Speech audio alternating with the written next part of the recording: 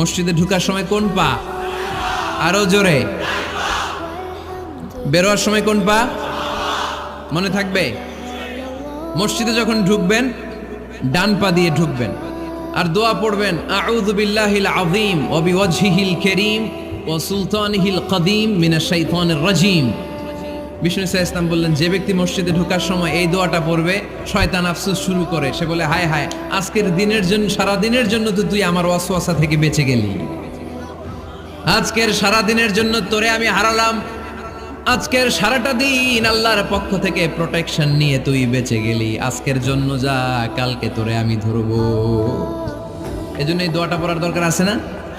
আউযু বিল্লাহিল আযীম ওয়া বিওয়াজহিল কারীম ওয়া সুলতানিহিল কদীম মিনাশ শাইতানির রাজীম।